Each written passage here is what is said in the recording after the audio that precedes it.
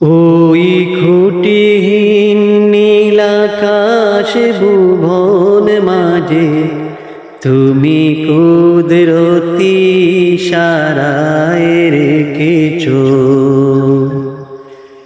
এই শ্যামল পৃথিবীর চিত্রখানি তুমি নিপুণ তোমার হাতে এঁকেছ। ওগো আল্লাহ শুকর তোমার, আমারে যে মুসলিম করেছ। ওগো আল্লাহ শুকর তোমার, আমারে যে মুসলিম